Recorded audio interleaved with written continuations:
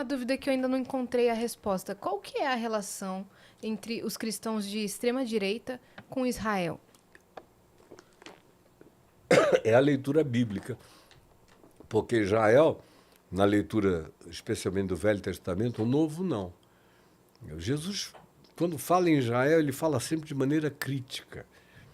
Você pega Mateus, Marcos, Lucas e João, você vê a fala de Jesus sobre Israel é crítica e sobre aqueles que matam os que Deus envia. Essa é a ênfase de Jesus. Quando chega uma hora, ele diz, vamos para Jerusalém porque chegou a hora da minha morte. Antes não, mas agora chegou. E importa que eu vá para Jerusalém porque nenhum profeta morre fora de Jerusalém. Jerusalém, Jerusalém, que matas os profetas, rejeitas, abominas todos aqueles que te foram enviados. Aí você lê a leitura do Velho Testamento, no entanto, é toda, se você lê o Velho Testamento, é toda anti-Israel. Por quê?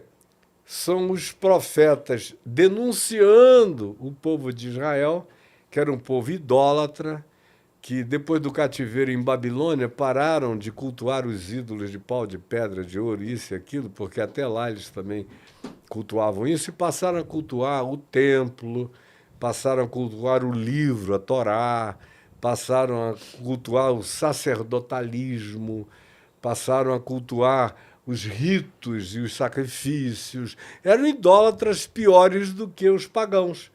E tem uma repetição recorrente no Velho Testamento, que é de quase todos os profetas dizem isso. Vocês receberam essa terra como promessa e herança. Entraram nessa terra através de Josué, depois dos 40 anos de peregrinação no deserto, após terem ficado 430 anos no exílio no Egito. Vocês entraram nessa terra e fizeram pior do que todos os habitantes que antecederam vocês desse lugar. Isso não é uma referência, são muitas referências dizendo a mesma coisa. E os profetas, não houve um único profeta que a gente lê na Bíblia que tenha morrido de velho. Israel matava todos eles, como matou, enfim, Jesus.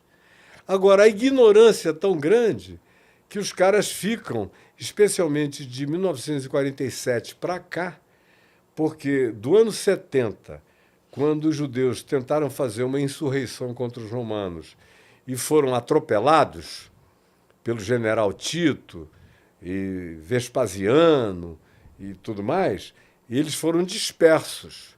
E ficaram dispersos por moto próprio, por vontade própria, até o Holocausto, até o Hitler. Na realidade, foi o Hitler, com a chacina horrorosa, com o genocídio horroroso, com a indescritibilidade do que ele produziu, que acabou promovendo e fortalecendo o chamado movimento sionista, que é um movimento de volta a Sião, de volta à terra de Israel, porque os judeus estavam muito bem, obrigado, no mundo inteiro.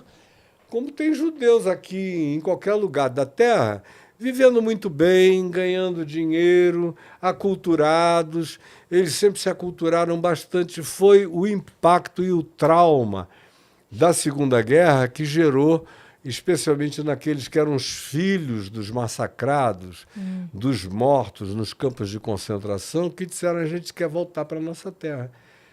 E não tinha nenhum país dos aliados que se propusesse a acolhê-los. Então, o que eles disseram, se virem, voltem para lá. E aí eles voltaram, alugaram navios, fizeram o que hoje você vê os refugiados fazendo, tentando atravessar o mar Mediterrâneo. Enquanto isso é bom que se diga e que se guarde na memória.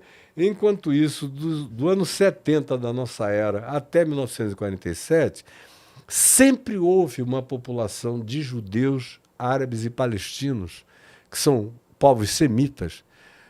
Todo mundo associa o semitismo aos judeus, mas ser semita é ser filho da descendência de Sem, filho de Noé, de onde também procede Abraão, que é o pai dos judeus e o pai dos árabes. Porque com a serva, a escrava Agar, que era uma egípcia, a mulher dele, Sara, que não podia ter filhos e estava ficando velha, que disse para ele, olha, vamos dar um jeito, você precisa ter um herdeiro. Então, pega Agar. Agar era uma egípcia gatona, linda. Abraão achou muito bem, muito bom, e agradeceu. E, ó, pimba da Xuxinha. Mandou ver na Agar. E logo a mulher engravidou, teve um filho, a quem ele deu o nome de Ismael, que é o pai de todo o semitismo árabe e palestino.